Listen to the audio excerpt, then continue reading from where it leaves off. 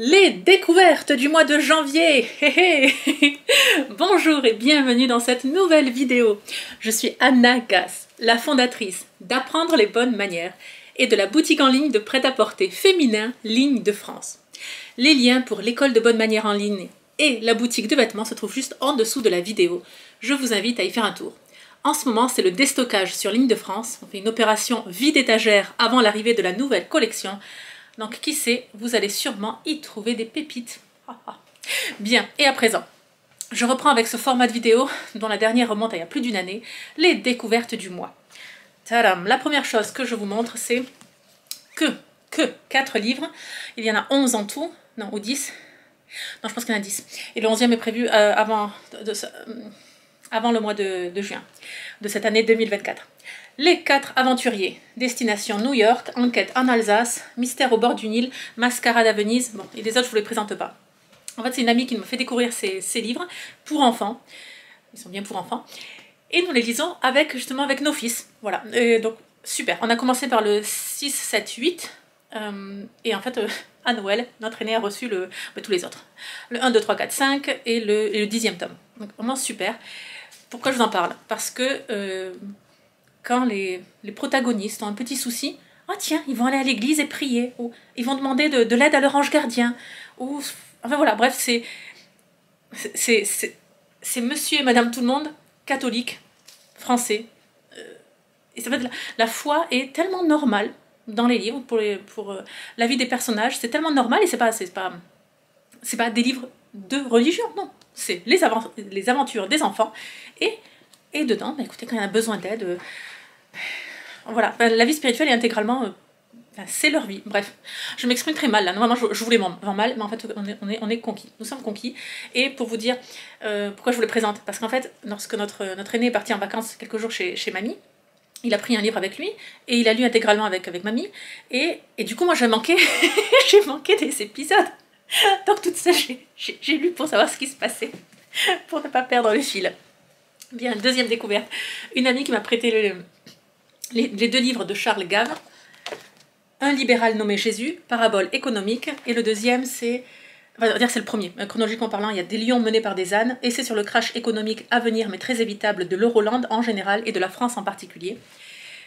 J'ai commencé à le lire par celui-ci parce qu'elle m'a d'abord recommandé celui-là et ensuite celui-ci. Alors, Charles Gave, vous le connaissez probablement sur les réseaux sociaux.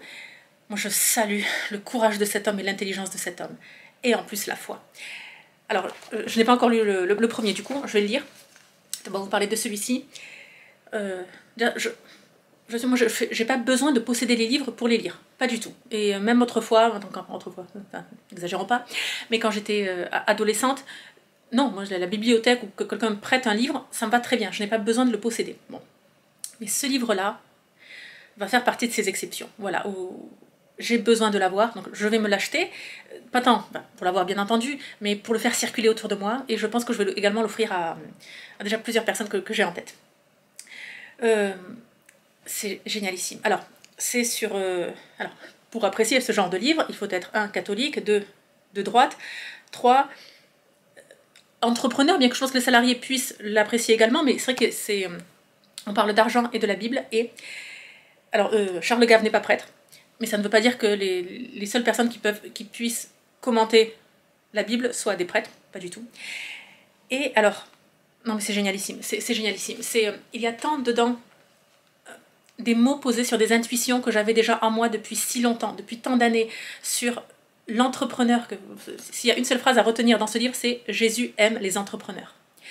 Et donc l'enseignement par rapport à l'argent qu'il y a dans la Bible, l'enseignement de Jésus. Alors le livre repose exclusivement, le travail de l'auteur repose exclusivement sur les paroles de Jésus. Pas sur l'Ancien Testament, pas même sur le Nouveau Testament et les Actes des Apôtres, non, vraiment sur juste les paroles de Jésus.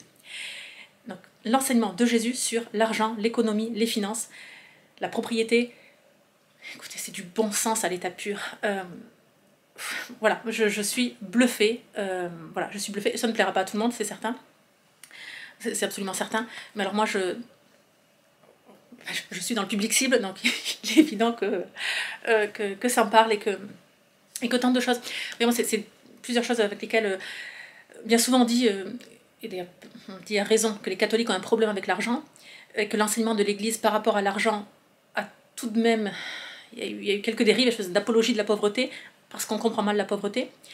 Et par exemple, les Américains, les protestants n'ont pas cela. Même les catholiques américains n'ont pas cela. L'argent est une bonne chose. L'argent n'est qu'un outil qui révèle, qui allonge notre bras. Si on est généreux, on continuera d'être généreux avec de l'argent. Si de toute façon on est un monstre, notre bras continuera de faire des choses horribles. Bon. Et là, c'est redonner ça. Bon bref, allez, j'arrête de parler. Je vous le recommande chaudement. Charles Gave, un libéral nommé Jésus, parabole économique. Très bien, autre livre lu ce mois-ci, enfin lu feuilleté. Parce que je ne les lis pas de couverture à couverture. J'ai eu plusieurs nouveaux manuels de savoir-vivre. Noël n'était pas loin, n'est-ce pas? Et puis, quand on est passionné par son travail, les cadeaux de Noël sont des cadeaux professionnels en fait. Bon. Donc j'ai eu plusieurs manuels de savoir-vivre, mais dont deux que je guettais depuis bien longtemps. Attendez, je ne peux pas les deux à la fois. Usage du monde. Règles du savoir-vivre dans la société moderne par la baronne Staff, 1896, édition d'origine. Alors, le monogramme HG comme Anna Gass. Oh, est-ce qu'il y a plus d'une centaine d'années, quelqu'un avait anticipé qu'une jeune femme du nom d'Anna Gass allait se passionner par les savoir-vivre, les bonnes manières, les manuels justement qui se portent à ces sujets. Ah, et déjà ce livre avait été monogrammé pour moi. Oh, oh. Non, je m'emporte, c'est le nom de l'éditeur. Chez Harvard. En tout cas, j'aime beaucoup ce clin d'œil. Bon, très bien, donc vraiment super. Alors, j'avais déjà le manuel de la baronne Staff, mais dans une édition 1920, quelque chose comme ça. Donc là, je suis contente d'avoir eu celui-ci. Et comme ça, je vois. C'est pas non plus comme si j'analysais de ligne à ligne, quoi. Mais les différences entre plusieurs rééditions, justement. Là, on approfondit certaines questions et puis on laisse de côté d'autres points. Également, un livre que j'avais déjà eu en version, en tout cas partiellement en version en ligne. Il y a quelques années, j'en avais parlé. Ça remontait à 3 ou 4 ans. Et là, je suis contente de l'avoir entre les mains. Utile à tous, les usages du siècle, lettres, conseils pratiques, savoir-vivre par une Parisienne. Oui, auteur anonyme, une Parisienne. Et voilà, donc, des gravures, c'est une belle édition. Le livre n'est pas corné, n'a jamais été lu. Il est en excellent état, quoi. Si ce n'est sali, oui, mais excellent état. Voilà. Donc tôt ou tard, vous profiterez de ce savoir. Ensuite, début de l'année, j'avais commencé, bon là on parle de business, votre plan marketing en une page, Alain Dib. Gagnez de nouveaux clients en organisant votre plan marketing en une simple fiche. Voilà, donc là on parle, ce que j'ai aimé, voilà, déjà, je connaissais ce livre de nom sur les différents réseaux entrepreneurs sur lesquels je suis, et j'aime voilà, tout est dans le titre, en une page. Donc on est vraiment se concentre sur l'essentiel. Et voilà, c'est une bonne chose de recibler. Pour moi, ça m'a aidé à recibler à qui je parle. C'est ma tendance. J'essaie de m'adresser à tout le monde. Aux adolescents, aux adolescentes, aux jeunes filles, aux jeunes femmes, aux femmes mariées, aux femmes célibataires, aux retraités, aux hommes, aux femmes. J'essaie de m'adresser à tout le monde. Et en fait, non, je toucherai bien plus de monde en ciblant mon message. Voilà, seulement en ciblant mon message. Parce que en fait, ce qui arrive, c'est que quand vous parlez, en fait, les 20 conseils pour perdre du poids à 23 ans. Voilà. Et en fait, si vous faites ça, non seulement vous allez vraiment toucher les personnes qui ont 23 ans et qui souhaitent perdre du poids et qui sont dans une telle démarche, mais aussi, à vrai dire, toutes les autres. Parce que les autres sont intéressés. Oh bah tiens, bon, ok, moi j'ai 42 ans, mais peut-être qu'il y aura des bons conseils pour moi alors qu'il y a 23 ans. Alors que si vous auriez mis un titre, les 20 conseils pour perdre du poids, donc vous ne ciblez personne en particulier et vous allez toucher moins de monde. Voilà, ça c'est un paradoxe, quoi. Mais voilà, donc moi aussi je vais essayer cette année j'ai déjà commencé de recibler, recibler même tout ça. Voilà, et alors, finissons en livre. Alors je ne l'ai pas fini, j'ai encore le marque-page. J'ai trouvé dans une boîte à livres Sophie Kinsella qui a écrit L'accro du shopping. Donc je lis toute la saga. Et alors elle a écrit plusieurs livres sous le pseudonyme Madeleine Wickham. C'est vrai que celui-ci a déjà plusieurs années, je pense que c'est de 2009, donc pour vous dire, ça date, 2007. Et non, 1996. Hein. Et oui. Et donc, voilà, je sais pas, il a dû me passer sous le nez. Je ne l'ai pas lu, donc je le découvre maintenant. C'est une lecture, ce qu'on appelle chick lit, littérature de chicken, de, voilà, de poulette. C'est léger, voilà, c'est léger. En même temps, celui-ci ne vole pas très haut. Parce que là, je suis en train de lire, il y a une question d'adultère, donc voilà. Enfin voilà, bref, ça, après de théologie, économie, du marketing, et puis ensuite, donc, voilà, bon, les manuels de savoir-vivre anciens. Voilà, là, je fais quelque chose, rince ce cerveau, n'est-ce pas, avant d'attaquer les prochains livres, voilà. Pour les livres, c'est bon. À présent, pour les vidéos. Je vous avais parlé au mois de décembre de Greg Calto. Donc là, je livre Armada. C'est bon, je l'ai commandé, je le lirai en février, j'imagine. Il avait écrit le livre L'homme intégral. Vraiment très bien. Et alors, il est interviewé au sujet de ce livre par l'abbé Mathieu Raffray. Parce que je mettrai le lien en suivant la vidéo, juste en dessous. Super. C'est une interview, enfin, ça s'écoute, c'est un petit résumé du livre, mais vous verrez la richesse des propos, le ton employé, le niveau de langue, l'intelligence du discours. Voilà, c'est vraiment, je vous recommande fortement cet échange. C'est extraordinairement, ça vous invitera, ça vous recommandera, enfin, voilà, ça va vous motiver à lire le livre en plus, à approfondir cela, mais déjà, cette interview fait du bien, quoi. C'est vraiment, ça fait du bien. On est dans la... Pour vous donner un comparatif, c'est pas exactement ça, d'accord, mais on est dans la lignée des hommes comme Julien Rochedy. Voilà, on va redresser la France. Voilà. En se redressant nous-mêmes. Voilà. Donc, bon. Et ce livre, c'est un roman cette fois-ci, et je le lirai donc ce mois-ci, en février. Ensuite, compte Instagram à vous recommander, La Femme Traditionnelle, trait d'union FR. Donc, avec entre chaque mot, il y a un tiret. La Femme Traditionnelle, L-E-2-L-E, FR. Pour cette approche de non chrétienne, donc c'est le discours, je partage son discours, sur bien des points on se rejoint, mais sauf que avec moi, vous avez toujours l'angle catholique, d'accord?